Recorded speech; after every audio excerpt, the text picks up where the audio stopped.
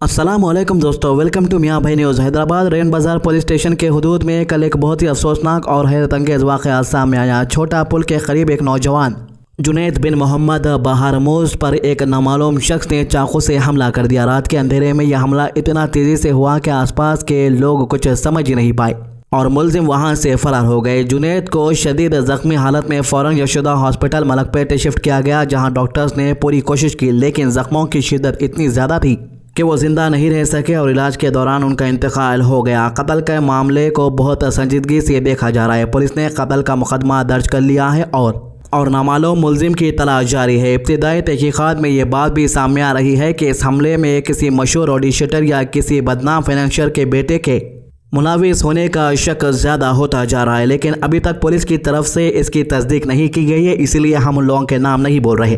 Police का statement जैसे ही आ जाएगा हम सारी अपडेट के बारे में फिर से पार्ट 2 भी बनाएंगे इस वीडियो का। लेकिन अफसोस की बात यह है कि कत्ल आम हैदराबाद के अंदर दिन ब दिन ज़्यादा होते जा रहा है। कानून का किसी को डर खौफ नहीं है। जो रोडी शटर की काउंसलिंग 2 दिन पहले ही हुई थी और उसके बाद यह खत्म होना इस चीज़ को दिखाता है कि पुलिस का डर और खौफ पूरी तरीके से रोडी शटरों के अंदर से ख़त्म हो गया। तहकीकात जारी है और हर पहलू की गहराई से चेकिंग की जा रही है। दूसरी तरफ AIM के MLA जाफर हुसैन मिराज ने भी इस वाक़े पर गहरा अफसोस का इजहार किया।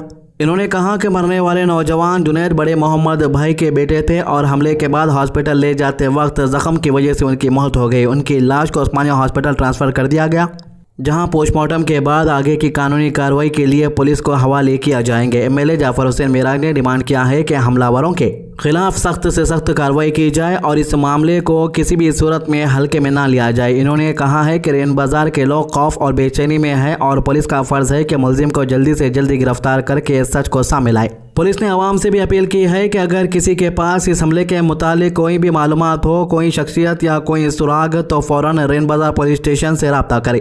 ऐसे वाक़यात सिर्फ एक घर का गम नहीं बढ़ाते बल्कि पूरे मोहल्ले को बेचैन कर देते हैं। पुलिस ने यकीन दिलाया है कि जल्द से जल्द इस कातिल का राज फाश किया जाएगा और मुलजिम को कानून के कटघरे में खड़ा किया जाएगा।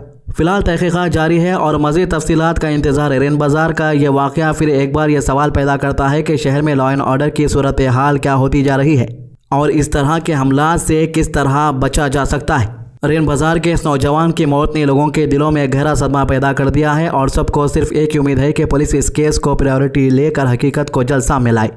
10 बजे एक हादसा पेश आया, बड़ा ही अफसोसनाक हादसा है। एक नौजवान लड़का जुनैद बिन मोहम्मद, उसको कातिलाना हमला करके उसको कत्ल कर दिया गया। बड़े ही बेदर्दी से मारा गया। जैसे ही इत्तला मुझे मिली, नक़ीब मिल्लत बैरिस्टर असदुद्दीन अवीसी साहब ने खास कहा कि इमीडिएट जाइए, तो पुलिस पहुंचने से पहले हम ये जो बच्चे इंजर्ड हुआ था उसको यशोदा मलकपेट लेके आते। मैं और रेन बाज़ार के कारपोरेटर वासिफुद्दीन साहब और दीगर लोग हम फौरी पहुंचे तो पता चला कि ये बड़े मोहम्मद भाई का लड़का है जुनैद बिन मोहम्मद। उसको मारने वाले आपस में पता नहीं क्या दुश्मनी है, क्या है नहीं मालूम, मगर बहुत ही बेदर्दी से उसका कत्ल कर दिया गया। इमीडिएट यशोदा से बॉडी उस्मानिया मॉर्चरी को शिफ्ट किया है। इंशाल्लाह सुबह पोस्टमार्टम करके बॉडी हवाले करेंगे। मैं ख़ास तौर से पुलिस डिपार्टमेंट को ये कहना चाहता हूँ, कोई भी रहने दीजिए, जो भी आदमी जुर्म करा है, कत्ल करा है, उसको सज़ा मिलनी चाहिए, केस अच्छे से होना चाहिए और ताकि आइंदा ये जो कुछ भी शहर हैदराबाद में हो रहा है उसकी रोकथाम हो सके। इसके अलावा हैदराबाद के अंदर लेट नाइट पुलिस पेट्रोलिंग और ज़्यादा सख्त कर दी गई है, ख़ास तौर पर उन लोगों के खिलाफ जो देर रात तक गलियों के किनारे बने हुए चबूतरों पर बैठकर वक्त गुजारते हैं। SHO ने खुद बंदलागुड़ा की तंग गलियों और मोहल्लों में पैदल गश्त करते हुए यकीन बनाया है कि किसी भी चबूतरे पर रात के वक्त आवारगी, भीड़ या गैर ज़रूरी बैठक ना हो। पुलिस लगातार लोगों को समझा रही है कि रात के इन घंटों में चबूतरों पर बैठना ना सिर्फ कानूनी मसला पैदा करता है बल्कि मोहल्ले के अमन और सुकून को भी मुतासिर करता है। लेकिन हैदराबाद शहर में इतनी सख्त और दिन रात के टाइट एक्शन के बावजूद भी कत्ल और हमलों का सिलसिला रुकने का नाम नहीं ले रहा है। जैसे कि लगता है कि कुछ अनासिर अभी भी कानून का डर दिल से नहीं निकाल पाए। हर दूसरे दिन कोई ना कोई अफसोसनाक खबर सामने आ रही है जिसमें किसी बेगुनाह पर हमला, किसी जवान की जान लेना या किसी छोटी बात पर खून बहा देना। शहर की सड़कों पर पुलिस की मौजूदगी बढ़ चुकी है। रात के वक्त गश्त का निज़ाम मजबूत कर दिया गया है, लेकिन बावजूद इसके कुछ लोग जुर्म के रास्ते को छोड़ने को तैयार ही नहीं दिखाई दे रहे। हैदराबाद की आवाम भी यह सोचने पर मजबूर हो गई है कि जब पुलिस इतनी कोशिश कर रही है, इतना सख्त निगरानी का निज़ाम चल रहा है, फिर भी ये कानूनी वाक़यात कैसे हो रहे हैं। लोगों के चेहरों पर खौफ और बेचैनी बढ़ती जा रही है। हर कोई यही दुआ करता नजर आ रहा है कि शहर में फिर से वो पुराना अमन और सुकून वापस आए, जहां रात के वक्त भी लोग बेधड़क चल फिर सकते थे। पुलिस अपनी तरफ से पूरी कोशिश कर रही है। ऑफिसर्स रात देर तक ड्यूटी पर खड़े हैं। हर आने जाने वाले पर निगरानी रखी जा रही है, लेकिन असली बदलाव तभी आएगा जब हर एक शहरी अपनी जिम्मेदारी समझकर कानून का एहतराम करे। और करप्शन के मामला भी सामने आ रही है। जब तक करप्शन रहेगा पुलिस डिपार्टमेंट में, तब तक जो है अमन और सुकून नहीं आ सकेगा।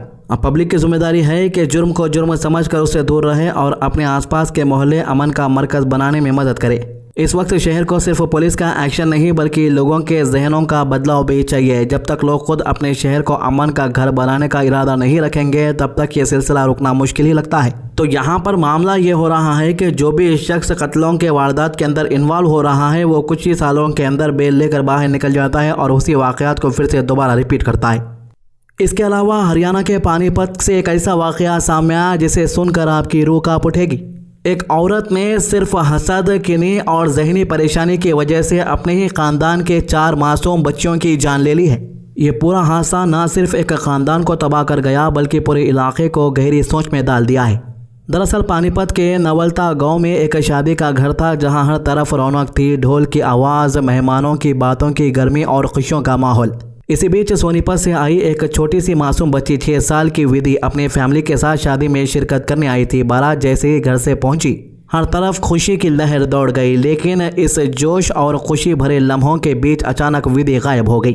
फैमिली में अफरा तफरी मच गई और हर कोई लड़की को ढूंढने के लिए कोने कोने में तलाश करने लगे। लगभग 1 घंटे बाद जब विधि की दादी ने स्टोर रूम का दरवाज़ा खोला तो उनकी आंखों के सामने ऐसा मंजर था जिसने उनके पैरों तले ज़मीन खींच ली। विधि का सर पानी से भरा टब में डूबा हुआ था। परिवार तुरंत उसे हॉस्पिटल ले गया, लेकिन मासूम बच नहीं सकी।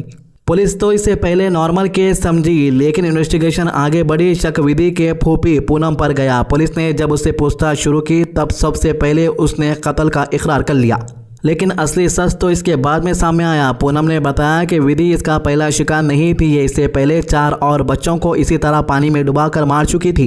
पूनम ने पुलिस को बताया कि 2023 में इसने अपनी भाभी की 9 साल की बेटी आशिका को पानी की टैंकी में डुबाकर मार डाला, क्योंकि वो इसको अपने से ज़्यादा खूबसूरत समझती थी। इसके बाद इस पागल ने 3 साल के इसके खुद के बेटे शुभम को भी कत्ल कर दिया ताकि किसी को इस पर शक ना हो। 2024 में अपने कज़न की 6 साल की बेटी जिया को भी पानी में डुबाकर इसने कत्ल कर दिया था, ये सोचकर कि वो लड़की भी इससे ज़्यादा खूबसूरत है। इन सब मौत को उस वक्त लोगों ने सिर्फ एक हादसा समझा था। किसी को भी ज़र्रा सा भी अंदाज़ा नहीं था कि एक ही औरत इन सब के पीछे हो सकती है, लेकिन विधि की मौत ने पूरी सच्चाई को पर्दाफाश कर दिया सबके सामने। शादी का घर जो चंद घंटे पहले तक खुशी और रौनक से भरा था, एकदम मातम और चीखों में तब्दील हो गया। पुलिस के मुताबिक पूनम में बेपनाह हसद थी। वो किसी भी छोटी बच्ची को अपने से ज़्यादा खूबसूरत देख नहीं सकती थी। ये वाक़या ना सिर्फ हसद और जहनी बीमारी की शिद्दत को दिखाता है, बल्कि ये भी समझाता है कि कभी कभी दुश्मनी, किनी और नफरत के आग इंसान को कितना अंधा कर देती है। इस हादसे ने पूरे इलाके को दुखी, परेशान और सोचने पर मजबूर कर दिया है। पुलिस अब भी इस सिलसिलेवार कत्ल के हर पहलू को समझने की कोशिश करने में लगी है। तो हमने उसी की ही जो रिश्ते में सच्ची लगती है उसको इसमें गिरफ्तार किया है। वजह जो उसकी हत्या करने की है, इस औरत से कल से पूछताछ जो हम डिटेल में की है, यही इन्होंने बताया कि जो सुंदर बच्चियां हैं उनसे इसको नफरत सी है। इन्हें पहले और भी कई खुलासे हुए हैं, इसने और भी 3 बच्चों की हत्या की हुई है पीछे। तो ये 3 मामलों की अपडेट कैसे कैसे लोग हैं भाई दुनिया में समझ के बाहर है। आज की अच्छी बात, हुजूर सल्लल्लाहु अलैहि वसल्लम ने फरमाया, इस उम्मत में अल्लाह के बेहतरीन बंदे वो लोग हैं जिन पर नज़र पड़े तो अल्लाह ताला की याद आ जाए, और इस उम्मत के बदतरीन लोग वो हैं जो चुगलखोरी करते थे, प्यारों के मबने तारीफ डालते हैं और पाकदामनी लोगों को तोहमतें लगाते हैं। सिलसिला 3412 हमारे चैनल को सब्सक्राइब कीजिए, वीडियोज़ को ज़्यादा से ज़्यादा शेयर कीजिए। अल्लाह हाफिज़।